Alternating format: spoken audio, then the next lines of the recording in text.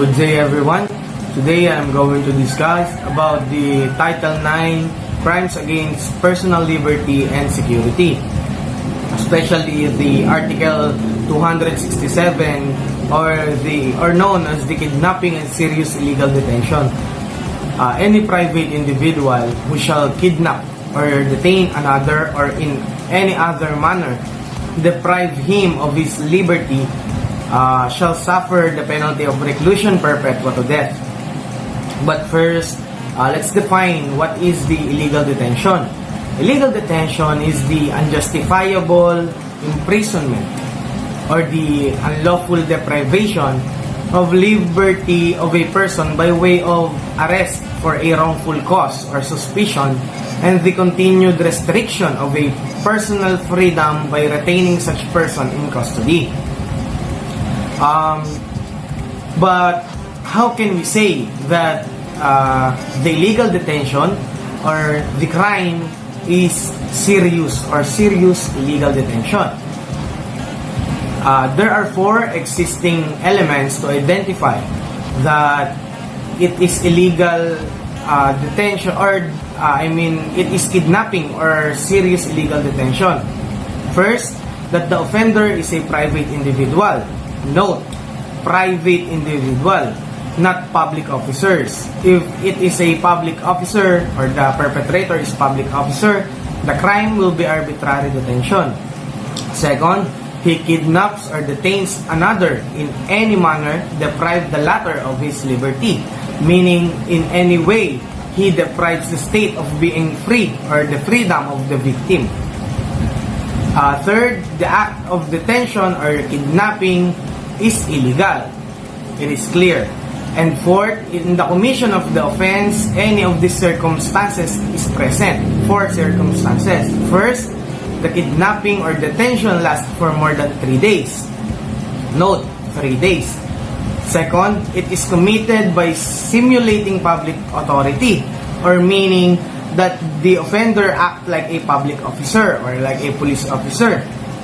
Third, any serious physical injuries are inflicted upon the person kidnapped or detained, or threats to kill him are made. Or fourth, the person kidnapped or detained is a minor, except, there is an exception, except if his or her parent is the offender, it will be parental abduction or parental kidnapping, female, or a public official. Article 268, slight illegal detention. The penalty of reclusion temporal shall be imposed upon any private individual who shall commit crimes described in the next preceding article without the attendance of any of circumstances enumerated therein. So, the offender in here could be any private individual that he or she kidnaps or detains another or in any manner deprives him of his liberty. The liability would be mitigated when the offender voluntarily releases the person so kidnapped or detained within 3 days from the commencement of the detention and without having attained the purpose intended and before the institution of criminal proceedings against him. But take note, to impose the lesser penalty, the offender must be shown that he was in a position to prolong the detention for more than 3 days. And yet, he released the person detained within that exact time. And no mitigation of the penalty is allowed when the proceedings have already been instituted for the simple reason that in this case, the accused acted through fear rather than through repentance. Also, take note that when the victim is a female, the detention is punished under Article 267. Voluntary release is not mitigating under that article. Good day everyone, I'm Sophia Dinglasan from BSc 26 and I'm here in front of you to discuss Article 269 Unlawful Arrest under Title 9 Crimes Against Personal Liberty and Security. Article 269 Unlawful Arrest. The unlawful arrest is committed by any person who shall arrest or detain another without authority or law without reasonable ground. and the main purpose is to deliver him to proper authorities. The following are the elements of this crime. First, that the offender arrests or retains another person. Second, that the purpose of the offender is to deliver him to the proper authorities. And third, that the arrest or detention is not authorized by law. And take note that no period of detention is fixed by law under Article 269. Next is, who is the offender of this crime under Article 269? The offender here is any person. When we say any person, it can be a public officer, a private individual, or employee who is not authorized to detain a person or to order the detention of a person in which he is not vested to arrest or detain that kind of person. In unlawful arrest, there is always a purpose, and that purpose is to deliver the offended party to the proper authorities. In other words, the purpose of detaining someone is to deliver him to proper authorities so that he can be charged with the appropriate criminal charge, and the arrest itself is not authorized by law. Under Article 269 Unlawful Arrest, the penalty of arresto mayor and a fine not exceeding 500 pesos shall be imposed upon any person who, in any case other than those authorized by law, or without reasonable ground therefore, shall arrest or detain another for the purpose of delivering him to the proper authorities. Good day everyone, I'm Sophia Dinglasan from BSc 26 and I'm here in front of you to discuss Article 270, Kidnapping and Failure to Return a Minor, which is under Title 9, Crimes Against Personal Liberty and Security. So we go now to Section 2, Kidnapping of Minors. In Article 270, kidnapping and failure to return a minor are committed by any person who had been trusted with the custody of a minor who shall deliberately fail to restore the said minor to his parents or guardians. The following are the elements of this crime. Number 1. That the offender is entrusted with the custody of a minor which is over or under 7 but less than 18 years old, because minority is those under 18 years old. And number 2, that he deliberately fails to restore the said minor to his parents or guardians. Take note that when committed by either parent, penalty is only arresto mayor. The offender here is the person who is entrusted with the custody of the minor. The crime will arise if the offender shall deliberately fail to restore the said minor to his parents or guardian. So now I will give you a situation. For example, Marga and Dar entrusted their baby Mika, who was inside the stroller, to Hazel, and the family was resting in Luneta Park. While Marga was buying drinks and Dar was on a call, Hazel surreptitiously got baby Mika from the stroller and drove away to Baguio. Is the crime of kidnapping and failure to return a minor?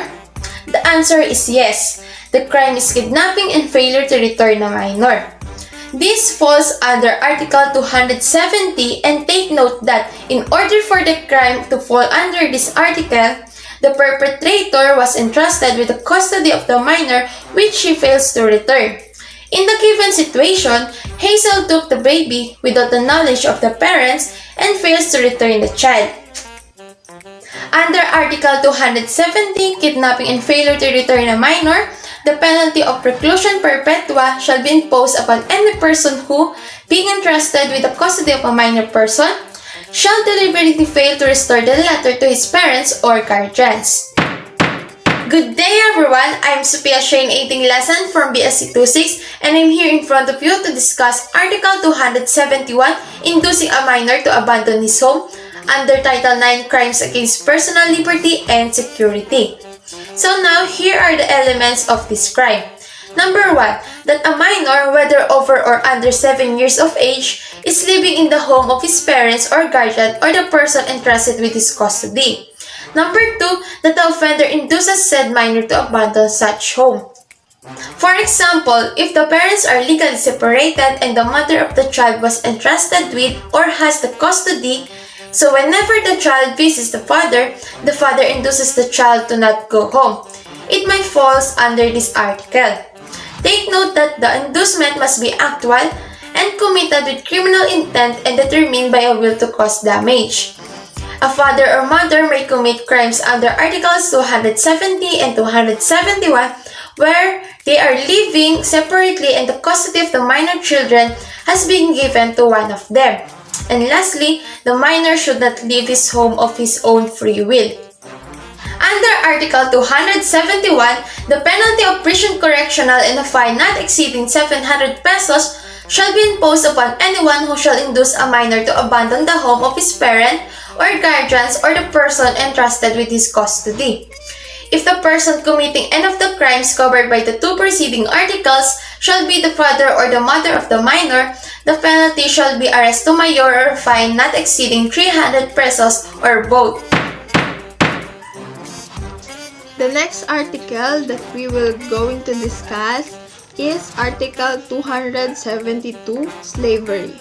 Anyone who shall purchase, sell, kidnap, or detain a human being for the purpose of enslaving him, the penalty shall be prison mayor and a fine not exceeding 10,000 pesos.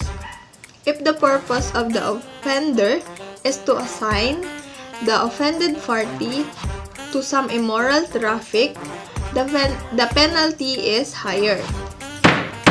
The next article is Article 273, Exploitation of Child Labor. Anyone who, under the pretext of reimbursing himself of a debt incurred by an ascendant, guardian, or a person entrusted by the custody of the minor, shall against the latter's will retain him in his service, will be punishable of prison correctional in its minimum and medium period and a fine not exceeding 500 pesos. The next article is Article 274, Service rendered under compulsion in payment of a debt. Any person who, in order to require or enforce the payment of a debt, shall compel the debtor to work for him against his will as a household servant or a farm laborer, shall be punishable of arresto mayor in its maximum period to prison correctional in its minimum period. Article 275, Abandonment of persons in danger and abandonment of one's own victim. By failing to render assistance to any person whom the offender finds in an inhabited place, wounded, or in danger of dying when he can render such assistance without detriment to himself, unless such omission shall constitute a more serious offense. For example, in a remote area, somebody saw a dying person, but instead of helping him, you just leave the place thinking that the incident might involve you and you do not want to take the consequences. Another example is, somebody wounded a person accidentally, but instead of bringing him into the hospital, you just abandon him. You will be liable in Article 275 and arresto mayor will be imposed. Article 276, Abandoning a minor. The offender in this article is anyone who abandons a child under the age of 7, for whose custody he is responsible. The perpetrator shall be punished by arresto mayor and a fine not exceeding 500 pesos. When a minor dies as a result of such abandonment, the offender shall be punished by prison correctional in its medium and maximum periods. But if the minor's life is in danger only, the penalty shall be prison correctional in its minimum and medium periods. Article 277, Abandonment of minor by person entrusted with his custody in difference of parents. The perpetrator in this article is anyone who in charge of the rearing or education of a minor, who delivers said minor to a public institution or other person without the permission of the person who entrusted such child to his care, or in the absence of the latter.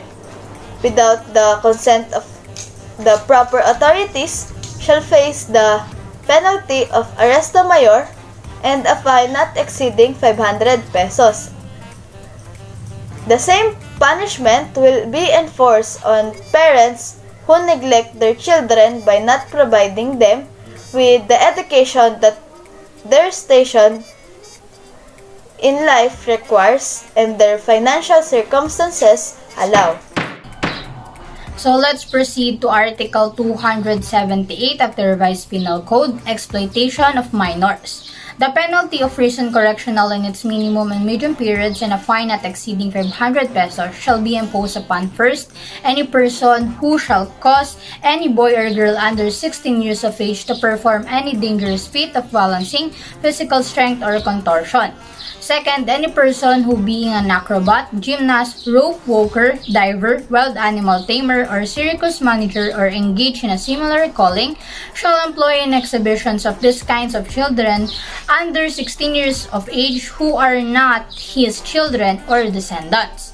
Third, any person engaged in any of the callings enumerated in the next preceding paragraph who shall employ any descendant of his under 12 years of age in such dangerous exhibitions.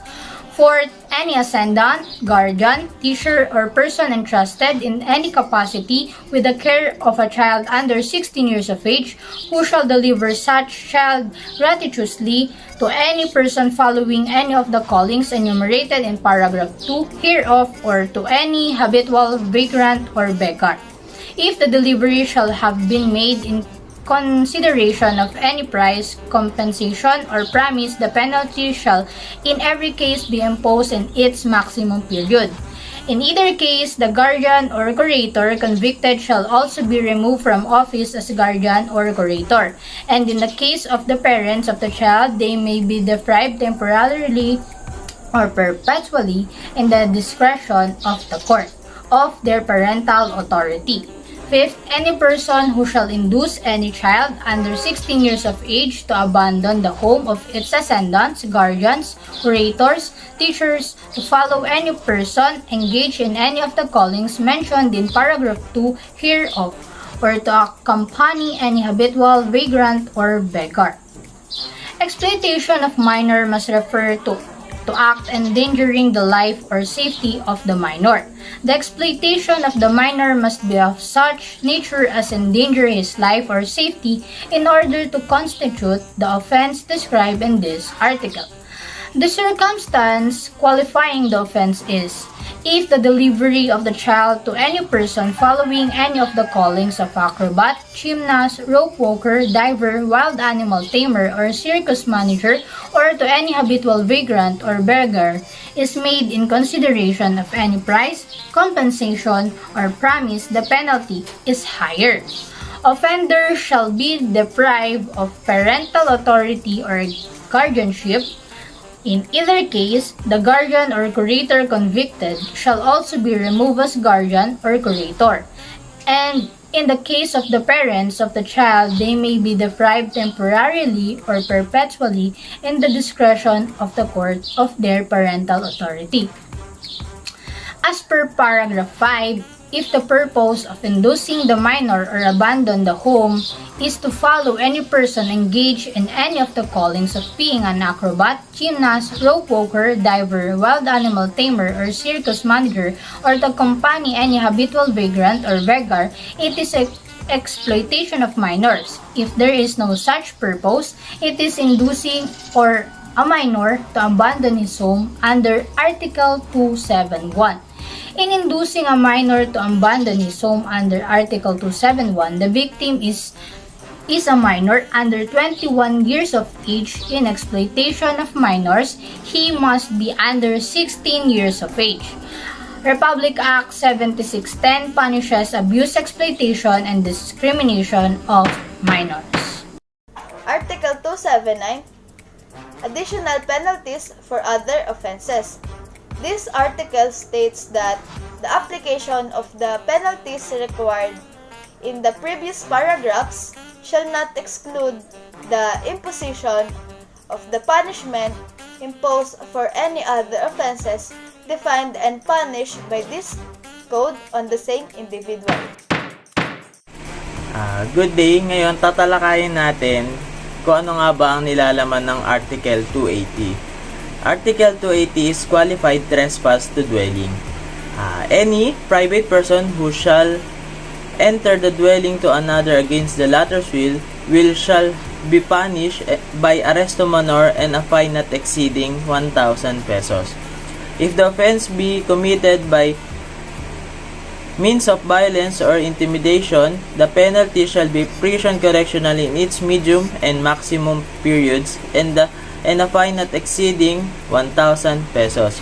So, yung qualified trespass sa dwelling, ang mga offenders niya is any private person lamang. So, any private person na pumasok sa dwelling ng kahit sinong tao na without his or her permission.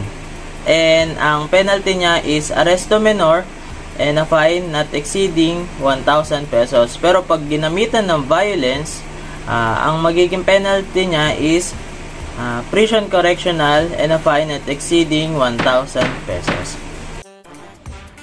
Article 281, Other forms of trespass. The penalty of arresto menor or a fine not exceeding 200 pesos or both shall be imposed upon any person who shall enter the closed premises or the fenced estate of another while either or them are uninhabited, if the provision to enter be manifest and the trespasser has not secured the permission of the owner or the caretaker thereof. Article 281, the offender is a private person or private individuals. And this Article 1 act can be punished. Article 281 is under crimes against personal liberty and security. Grave threat under Article 282. You have to remember that there have 3 acts punished as grave threats. The first and second acts refers to paragraph 1, while the third one falls under paragraph 2. So let us first discuss the first act as a grave. Now these are the first element. The offender threats another person with the infliction upon the latter person, honor or property, or upon that of the latter's family of any wrong. These are some examples of infliction of any wrong against your person. Papatingin kita kung di mo ibibigay ang pera na kailangan ko. Against your honor.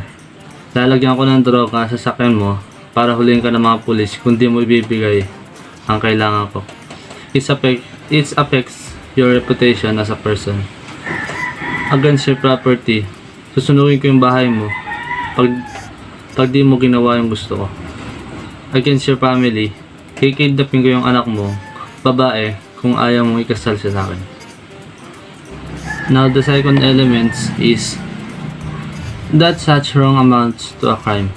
In other words, the wrong threatened to be inflicted against your person or property or your reputation and your family amounts to a crime.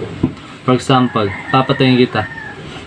Ang crime na nakawit dito ay homicide o kaya murder or parricide. Lalagyan ko ng droga ang sasakay mo para huliin ka ng pulis. That's planting of evidence under RA 9165, otherwise known as Comprehensive Dangerous Drugs Act of 2002. Susunugin ko ang bahay mo. That's arson. Ikidnapin ko yung anak mong babae. That's use illegal detention because the offended party here is a woman. The third element is that there is demand for money or that any other condition is imposed even though not unlawful. For example, papatayin kita kung di mo bibigay ang pera na kailangan ko. So there is demand for money. Lalagyan ko ng droga ang sasakyan mo para huliin ka ng pulis. So lalagyan ko ng droga ang sasakyan mo para huliin ka ng mga pulis kung di mo ibibigay ang kailangan ko. So there is conditioning post. Take note, even though not unlawful. So kahit na hindi unlawful yung demand, kasi sabi dito, pag di mo binigay yung kailangan ko, hindi naman unlawful ang magbigay ng pangangailangan ng isang tao hindi din naman unlawful ang magbigay ng pera. So the last elements is that the offenders attain his purpose. In other words, binigay sa kanya yung gusto niya na pagbigyan siya sa offended party. For example is, ibinigay sa kanya yung pera na kailangan niya kinabukasan. O kaya ibinigay sa kanya yung gusto niya o ipinakasal siya sa anak niya. Paragraph 2. So ang first at second acts, ang kaibahan lang nito ay yung fourth elements. Sa fourth elements ng first acts, the offender part attain his purpose, so na-achieve niya. Sa second, the offender did not attain his purpose, so hindi pinagbigyan yung condition niya. For example, hindi binigay sa kanya yung pera na kailangan niya, hindi binigay sa kanya yung gusto niya, hindi ginawa yung gusto niya, at hindi pinakasal yung anak sa kanya. So the offender did not attain his purpose. Let's now discuss the penalties for first and second paragraph acts of grave threats. If the offender attained in purpose under the first, the penalty shall be next lower in degree. And if the offender did not attain his purpose under the second act, the penalty shall be lower by second degree.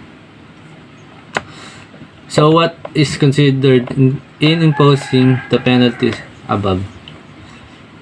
It's a penalty prescribed by law for the crime he threatened to commit. For example is, papatayin kita. So the crime here that trying to commit is homicide. Now we should find out what is the penalty for homicide. So the penalty for homicide is reclusion temporal. The 1 degree lower is prison mayor, and the 2 degree lower 283. Light threats. Any threat to commit a wrong not constituting a crime made in the manner expressed in subdivision of the next preceding article shall be punished by arresto mayor. Example, Pedro, a college professor, told Juan that he will flunk him and give him failing grades if Juan will not give him a brand new car. Flunking you and giving you a failing grades, it does not the amount of crime, but it is wrong. Article 283 is the wrong does not constitute a crime.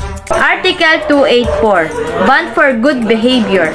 In all cases, failing within the two next preceding articles, the person making the threats may also be required to give bail, not to molest the person threatened.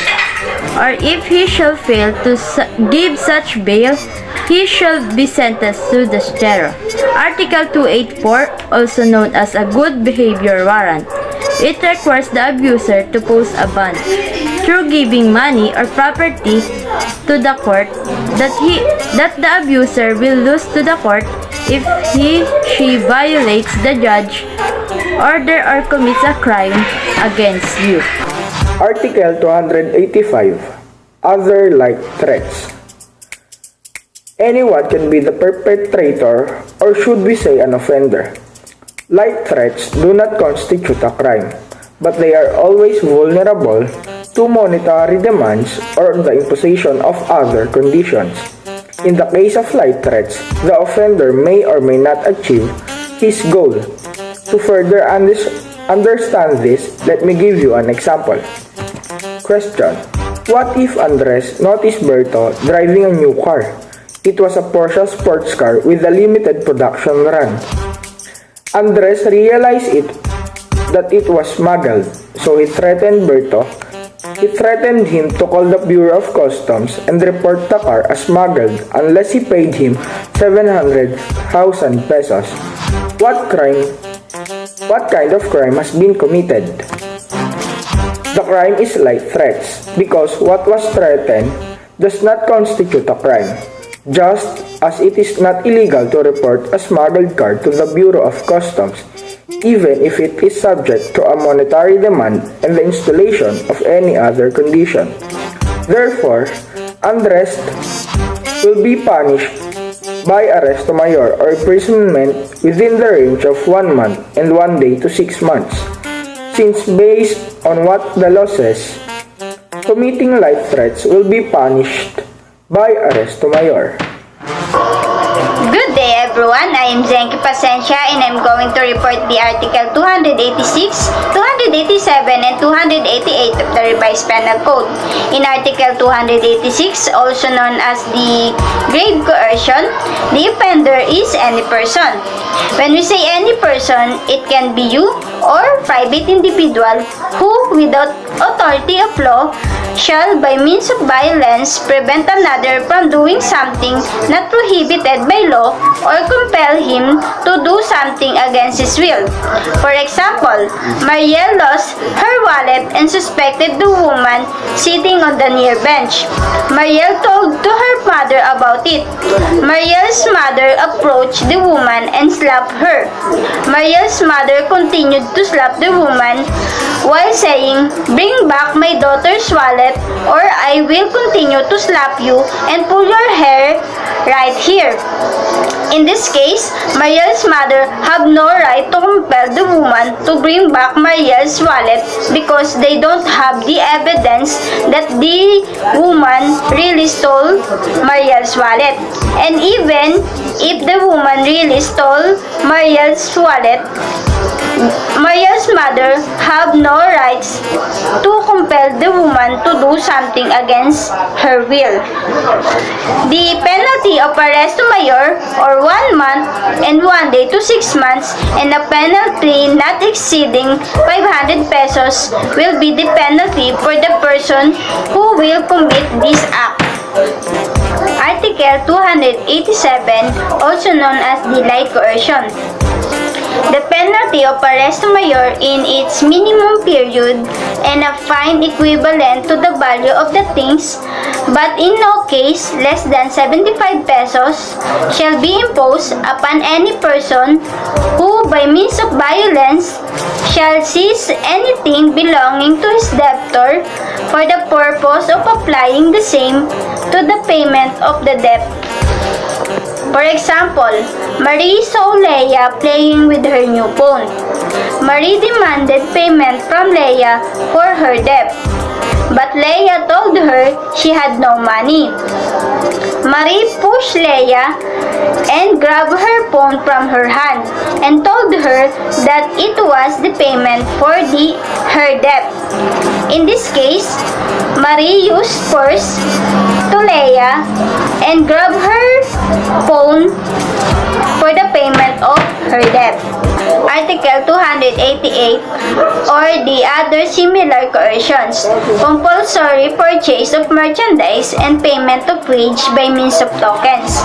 The penalty of arresto mayor or a fine ranging from 200 to 500 pesos or both shall be imposed upon any person, agent, or officer of any association or corporation who shall force or compel directly or indirectly or shall knowingly permit any laborer or employee employed by him or by such firm or corporation to be forced or compelled to purchase merchandise or commodities of any kind. The same penalty shall be imposed upon any person who shall pay the wage due a laborer or employee employed by him by means of tokens or objects other than the legal tender currency of the laborer or employee. For example, Marco, the department store manager, told his staffs to purchase at least 2 items from their store for them to have income. And if they not purchase, he will fire them all.